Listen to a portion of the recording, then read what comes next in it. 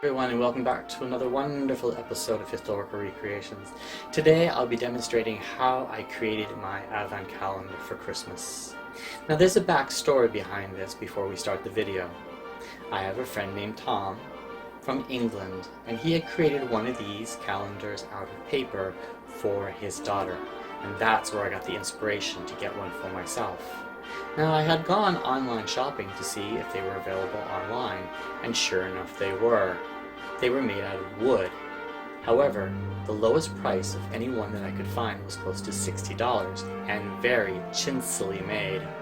It also came with a $40 shipping and handling charge, and I thought to myself, why buy when I can create?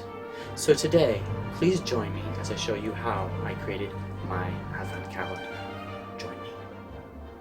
What you'll be needing for this tutorial is some styrofoam, some of these 3-drawered tiny $2 boxes that hold jewelry or knickknacks from a local dollar store, some cans of black spray paint, your handy dandy glue gun, and lots of glue sticks. I am using today a burnt umber number 625 acrylic paint to create an artificial faux finish on our little drawers, a large soft brush, an Etcho blade, and a ruler. Everything else is in the tutorial. To start our tutorial, what you need to do is you're going to have to take off all of the plastic labels and material from your packaging. Very carefully here. Pretty much all. Okay. And once you take all that off, you'll notice that there are little drawers. You're going to take the drawers out, and we are going to be using our spray paint today. We're going to spray down the box and the drawers. So let's do that to all of them now. And today, in a well-ventilated place outside, I have laid all the little cabinet drawers out, and we're going to spray these black. I'm also wearing a mask and being very protective of myself as that just but a moment here, and when we're going to be letting this dry, it's about 75 degrees outside here and well ventilated. Get your little cabinet all put back into place like this. As you can see, we sprayed it all down and we have reassembled it here. So let's now work on the faux finish for our boxes. Okay, so I have myself my little ruler over here. Want to do it in centimeters? Do you want to do it in inches? Let's do it in both. Okay, so we have 31 centimeters. 31, a very special number. And we have it at 28 by 31. Let's find out in inches. Okay, 12 and a half by exactly 11. It's very exciting because it took just a moment to cut that out to the right size. Now also in the tutorial video I talked about having this pink foam. It's about an inch thick. What I'm going to do now, since we already know that this is 31 centimeters, we're going to cut out a 31 centimeter strip down here, and we want to have a double piece, so we want this to be mounted up 2 times. So we're going to have one piece and then we're going to mount it up on a second piece. Plus we may want to add some decoration to make this look more realistic.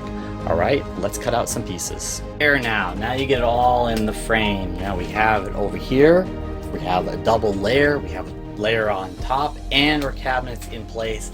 Let's hot glue all of this down, and I'll show you what it looks like when it's done. Now with my glue gun, let's start hot gluing these pieces together.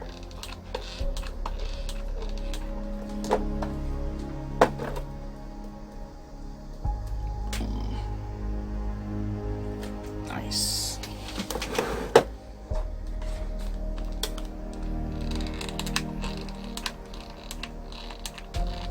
Now all of these are glued together, so let's put on our back panel. Okay, so we'll be hot gluing that on now. One of our very important components is this is the base that I'm going to be painting with acrylic paint, because we can't use spray paint on it. If we use spray paint on this, it will dissolve into nothing. And I'm going to be doing the top. We're going to be hot gluing this onto here after we paint it black, and I'll be painting this black and then installing it on top. For acrylic paints today, I'm going to be using a black Alpha number 999. So let's paint up our foam today. Is in its gothic glory. Now if you like it just the way that it is, consider it done. If you really want to have this type of look and you want to have this type of cabinet, perfect, all in black. Maybe you want this type of look, and then it would be considered finished. However, here at Historical Recreations, we always go the extra mile. Let's now create a faux wood finish on this using our burnt umber. Are you ready? Let's do it. Now for the next part of our tutorial, we're going to be needing a nice big soft brush. This is a number 12 series 707 Park Buka. It's a watercolor brush, and I'm slopping up this, and we're going to be creating a slurry using our burnt umber, and we want to use the first coat now as a light watered coat, and we're going to create a finish first with the slurry, and then we'll go back in and then we'll do a dry brushing technique. So once you start getting this to about a ratio of 1 to 2, let's start applying it to our cabinetry. So you can see I'm now painting up using the technique, layering that color on there, letting it drip down there. You can use a hair dryer to speed up the process, and I could do that today. However, it is 90 plus degrees outside, and I would just like to have it air dry. But just to let you know that you can do this. Look at how this one layer brings out a whole new look to the piece.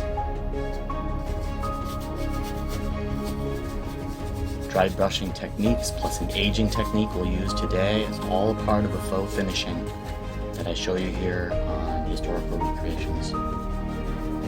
First layer should look like this. Now what I did was I also popped a couple of the drawers open to make sure that the paint wasn't sticking to the back piece here. So let this dry. This is layer number 1, and isn't it beautiful? It looks just like an antique filing cabinet. In the next part of our tutorial, I'm going to be showing you this. This is full strength burnt umber number 925. I had just applied it out of the bottle. Now you can use various different types of brushes on this technique. We're going to be doing dry brushing today. I'm using a low number 4 as a fan brush, and I also have over here a number 8 Dick Blick, this company. I'm quite sure they're still in business. And I would really prefer for everyone to use one of these over here. This is a number 7 Hua Hong watercolor brush, and we're going to just load up our paint in this technique. Please look how I'm doing this. I'm loading the paint up on my brush, okay, and I'm going to slightly see if it's in dry brush mode here. Don't add any water. You want this full strength. That looks good, okay, and let's paint. Whenever you do this, you can apply the color now in areas. I want you to just apply the burnt umber in small patches. You still want the wood area that we had done to show through, and we also want the black to show through. It just makes it look like it's distressed. It's a distressed wood. We have 24 of these drawers to do. Just a little bit of information on each and every drawer with the dry brush technique. Don't overdo it. Don't paint everything burnt umber. Leave sections of information so it comes through. Once you get the patchworking done now with layers of information with the color, it's going to look something like this. Pop the drawers open a little bit, let them dry, and then we'll go on to the next wash. Now, absolutely amazing. It just looks beautiful. I love the way it looks. If you like it just the way it is, stop here. You can stop at this one. If you like it fully the onyx black that we had it on, you liked it that, you could stop there. This has a completely new feeling to it. So right now, let's make a wash and then apply it to the wood to antique it even more. So I'll be demonstrating what the wash is about. Now, basically, with what I have here, looks good. If you don't want to add this, you don't have to, but I'm going to be demonstrating. This is a pastel enamel. It is a creamy yellow color. It is a beautiful, how would you say, a beautiful yellow. It has just a beautiful quality to it. And I'm going to be adding some white over here. I'm going to say about one part yellow to 2 parts white, and a little bit of gold right there. That was enough. And I'm going to be blending these together with a large brush. Now if you notice that the color we have created has a similarity to the burnt umber, but it's not. So this is going to create a wonderful wash for our piece. And I'm going to be using a ratio 1 part water to 1 part paint here, and creating a slurry. Get messy with it, you might as well. There, looking good. Okay, now let's apply this to our cabinet.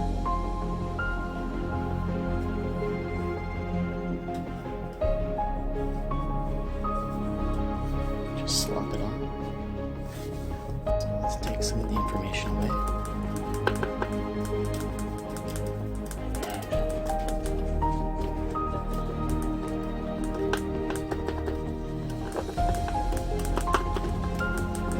This is called deduction. So we're taking away information that we had applied to our project. This just adds to the illusion of the faux finish to make it look like it's older. And with enough deduction, with a soft moistened paper towel, it will look like this. No, it is not wood. This is faux finishing done right. It looks just like an ancient cabinet made out of wood. So now let's move on to the next part of our tutorial. I love HO size train dioramas, and today I have in front of you some artificial snow board that I picked up, some of these pine trees, some little bits of gate over here, and some foam core which we'll be using to cut to make the triangle. All of this is now to create the top part, so let's create this and probably put a little house in there and create the ultimate winter scene. Laying the board down, you can get the perfect angle for the triangle. Now I have my triangle cut out, and what I wanted to do was I wanted to create a night sky where it's just darker, and then we're going to have the horizon down here. So I'm using today an indigo number 652, and I'm also using a titanium white 901. We're going to blend these two together from the darkest into the lightest to create a sky. And then let's add some stars. Vincent van Gogh, the Starry Night. Now, let's start working the white into our base.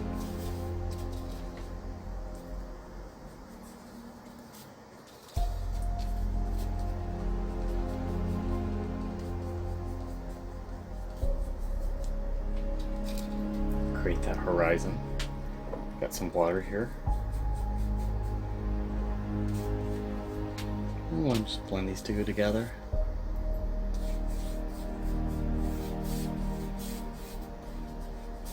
Now you can add as much clouds as you like or something down here, but nice and simple today.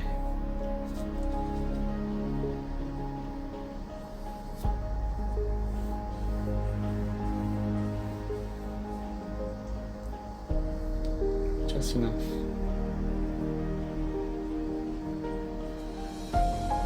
Okay, let's let this dry.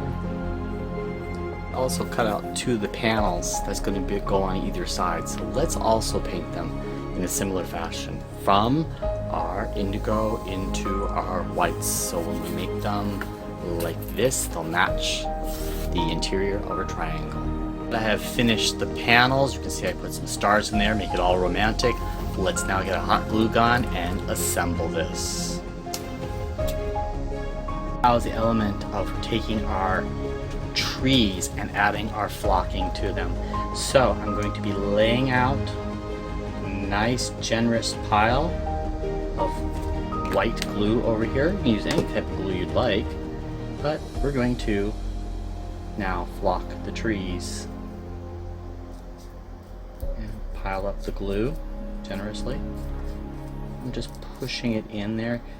Some people can actually want to paint it on, but I find this method to be very easy.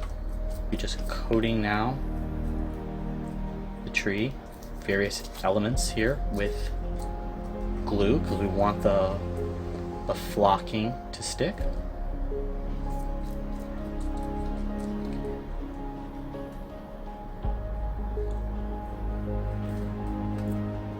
Okay, and let's get another piece of paper here and do the flocking. Oop, pop right off.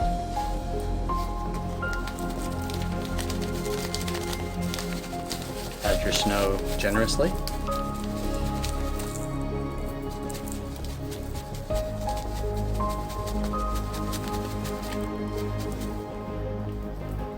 Voila, beautiful snow encrusted tree. Let that dry. Hey, I have been waiting for. Our Christmas trees are flocked with snow. I have built a little tiny house, which I'll be inserting this flickering and glowing light in the back of it. Now you're going to ask, how did you build the little house? Very, very easily. This is going to look so beautiful inside of our diorama. I took one of the tree boxes that the Christmas trees came in. I had cut it here, and I also used a 45-degree angle of another box to create the roof. And I had just painted it black with two little windows using the plastic that's already there. I have also found this. Now, you can find these at hardware stores, any type of department store that sells things that go on cabinetry and so on and so forth. But for myself, this was an obliging piece off of the discarded cabinet outside my apartment complex, and I thought, wow, how beautiful it is and how lucky I am to find it. That's going to go down here at the bottom for decoration. And finally, once I get my house installed, I have these little tiny fences with the snow that we'll be placing down. So let me put all this together now and show you the final product. Put the numbers on the drawers. Now, I had found this collection of numbers. They're pre-made on stickers at the art shop. And what I have done is I did a test sample of the different touch markers that are in my collection. What I wanted to do was I wanted to create a halo around the number and then color or age the inside. So I need to choose which one of these colors now to put on these stickers.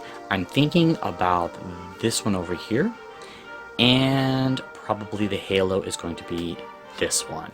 So let's make up some stickers and then do the final application and call it done.